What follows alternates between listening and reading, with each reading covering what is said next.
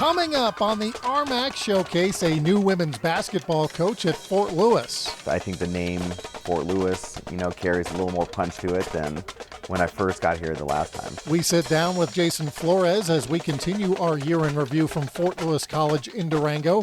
That includes another national championship, and we hear from Dean Thomas, the president at FLC. That's all ahead on the RMAC Showcase. Welcome to the RMAC Showcase, coming to you from Fort Lewis College in Durango. This is part 2 of our season in review, and we're at Wayland Gymnasium on the campus of FLC. I'm Eric Danner. We start this episode with women's basketball, and here at Fort Lewis College, they have a brand new head coach. Jason Flores was named head coach back on June 4th. Flores spent the last 8 seasons as an assistant coach at the University of Nebraska, Omaha. Prior to that, Flores was an assistant here at FLC from 2000 to 2004. He replaces Mark Kellogg, who resigned in April to become the head coach at Northwest Missouri State. Kellogg spent 7 seasons at Fort Lewis. The Skyhawks won 79% of their games with him at the helm, including 83% of their conference games. Coach Flores knows he has some big shoes to fill. Well, obviously it's a challenge, to maintain and continue to build on what Coach Kellogg did. I mean, they did a great job. People had asked me all the time, are you nervous about that? But that's really not me. If I was nervous about it, then I wouldn't have taken the job. One of the top returners for the Skyhawks is senior Katerina Garcia. She led the team in assists last year and is hopeful that the Hawks' recent success will continue under Coach Flores. I've got one more year. I've got one more shot at it.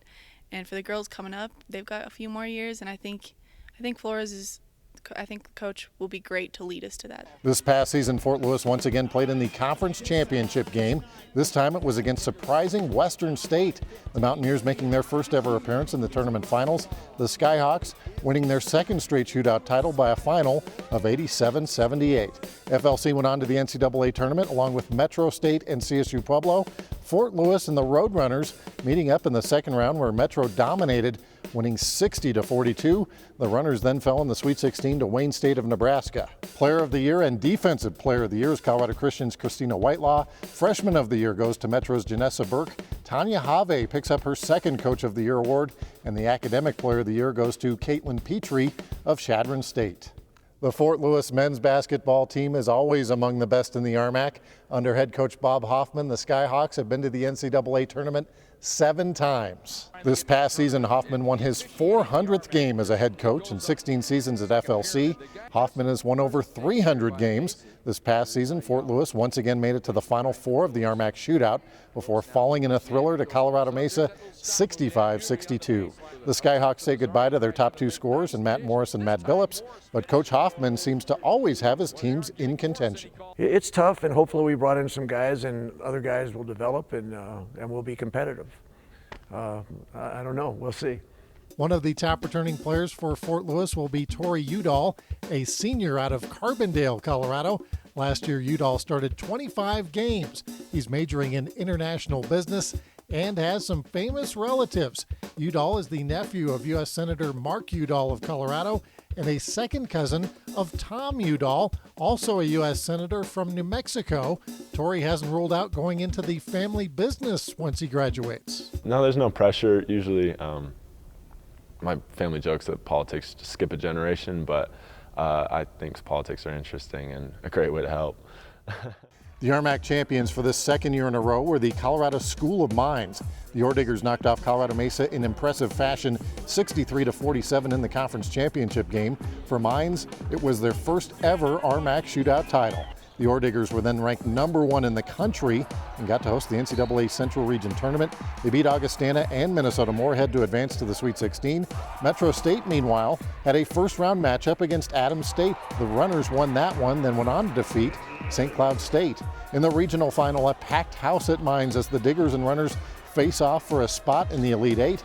Metro comes out to a blazing 13-0 lead. Mines battles back and even took the lead back in the first half. But it's Metro winning by 11 and advancing to the Elite 8 for the first time in 7 years at Northern Kentucky, just outside of Cincinnati. Metro was in control much of the game against Montevallo, but with 22 seconds left, Montevallo takes the lead. Jonathan Morse then ties the game up, but it was not to be. Metro falls in the Elite 8 67-65. Player of the Year goes to Brett Green of Mines. Par Orser is Coach of the Year, and Trevor Ritchie, Freshman of the Year. Adams Jamaica Werner is Defensive Player of the Year, and the Academic Player of the Year goes to Morse from Metro. In RMAC Wrestling, Nebraska Kearney left the conference in style. The Lopers won their 10th conference championship in the last 13 years, and they also came away with the national title. The RMAC tournament was held in Hays, Kansas. The Tigers and Lopers will not be in the RMAC in wrestling next year. TJ Hepburn won his second straight RMAC Wrestler of the Year honor. Mark Bauer is Coach of the Year. Elliott Copeland of Western got Freshman of the Year as Kearney wins the RMAC title. Grand Canyon had 3 RMAC champions and finished 7.5 points behind UNK. CSU Pueblo hosted the Nationals this year, and what a tournament it was for the RMAC as 6 wrestlers win national championships. Grand Canyon had 2 winners, and Kyle McCrite at 125 and Victor Carrazzo at 174. The match of the championship was at 197. Adams State's Luke McPeak, an Iraq War veteran and member of the United States Marine Corps, taking on undefeated #1 ranked defending national champion Daniel Scanlon. After being down 10-4, McPeak uses the energy from the crowd who chanted Semper Fi and USA. He rallies to tie Scanlon and force overtime and OT. The 26-year-old McPeak rallies to win the national title. One of the truly great moments of the year in the RMAC. Not to be outdone, Nebraska Kearney has 3 national champions, Dalton Jensen at 141, Rafian Stotts at 149, and Hepburn, who's pinned at 157, gives UNK the national team championship. The second for Coach Bauer. By the way, Grand Canyon tied for 3rd in the team standings. Speaking of Grand Canyon, the Antelopes are also a member of the RMAC in the sport of swimming and diving. And this year, Grand Canyon won their first ever Women's Swimming and Diving Conference Championship.